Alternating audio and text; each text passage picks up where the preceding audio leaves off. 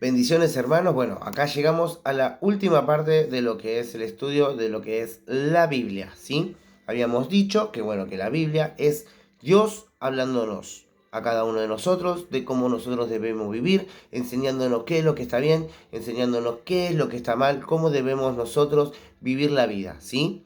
Bien, para agradarle a Él y para nosotros poder acceder al reino de los cielos, para nosotros poder acceder a una vida eterna como así Jesucristo mismo nos prometió. Amén. Bien, ahora vamos a pasar a hacer un pequeño repaso del último video para poder terminar bien para que se pueda entender bien el tema. Bien, habíamos leído la palabra de Dios en el nombre del Padre, del Hijo y del Espíritu Santo, el libro de Oseas, capítulo 4, versículo 6, que dice, mejor dicho, mi pueblo fue destruido porque le faltó conocimiento, por su ignorancia, quizás se encuentren en otra versión, por su ignorancia mi pueblo fue destruido y similares, ¿bien? Depende de la traducción bíblica de cada uno de los que ustedes tengan a mano, tengan en su casa o estén en conocimiento, ¿bien?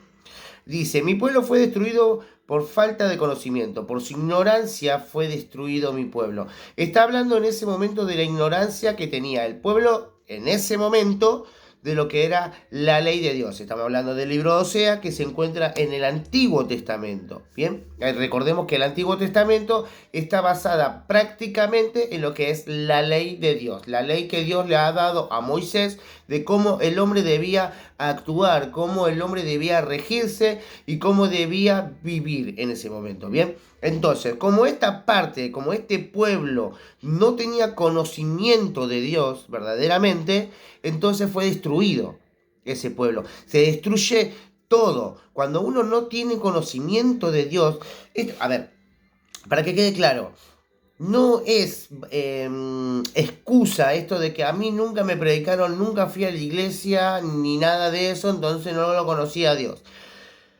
Nacemos y crecemos y vamos entendiendo a través de los años, a través de nuestros días, qué es lo que está bien y qué es lo que está mal, ¿sí? Ahora, vamos a ser juzgados, todo el mundo va a ser juzgado en su debido momento. Aquel conoce la palabra de Dios como aquel que jamás ha sido escuchada. Pero la palabra dice que todo el mundo va a ser predicado, que todo el mundo, antes de la segunda venida de Cristo, todo el mundo va a conocer la palabra de Dios. Todo el mundo, al menos un versículo va a leer, ¿sí? Entonces no va a ser excusa. Pero para aquellos que dicen, bueno, a ver, yo nunca conocí la palabra de Dios, que cree que con eso va a pasar de largo, le digo hermano que no funciona así y no va a suceder eso, ¿sí? Entonces, nosotros mismos nos autodestruimos cuando nosotros ignoramos también a sí mismos la palabra de Dios, ¿sí? Bien, entonces, vamos a lo que significaría una revelación, cuando nosotros leemos la palabra, ¿qué es una revelación? Bien. Es el hecho por el cual Dios comunica directamente al hombre la verdad desconocida hasta ese momento. Bien, la revelación descubre la verdad desconocida, mientras que en la inspiración cuida la comunión de tal verdad. Todo lo que hay en la Biblia no ha sido revelado, pero sí ha sido inspirado. Entonces, cuando nosotros leemos la Biblia, la revelación viene por medio del Espíritu Santo, para nosotros ir entendiéndola más. Recordemos que Dios es espíritu, no es carne y hueso. Él es espíritu, por eso debemos adorarlo, por eso debemos orar en el espíritu, pedir la guía del Espíritu Santo cada vez que nosotros leemos la palabra de Dios, cada vez que nosotros vamos a orar, para que la oración no sea en la carne, para que la oración no sea en los deseos que tenemos acá en este mundo, sino que sea una oración de corazón, sincera, para que Dios pueda oír nuestra oración, ¿sí? Sabemos que el Espíritu Santo lleva nuestras oraciones con sonidos indecibles, sonidos que ni vos, ni yo, ni nadie puede hacer, sino que solamente el Espíritu Santo puede hacerlo, ¿bien?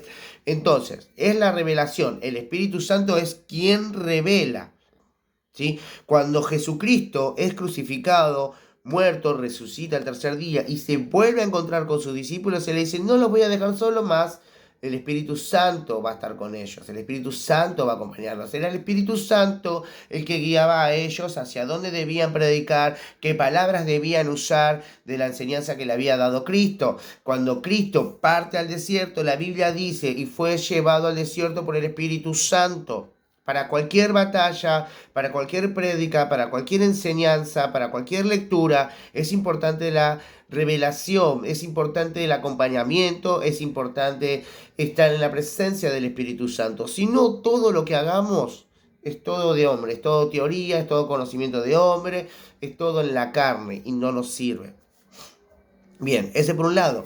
La inspiración significa literalmente sopla hacia adentro, queriendo decir que es Dios quien sopla su espíritu capacitando a los autores para recibir la comunicación en el mensaje de Dios. Esto quiere decir que si bien la Biblia fue escrita por humanos, por sus profetas, por sus elegidos, la inspiración, digamos, ¿cómo explicarlo más entendible?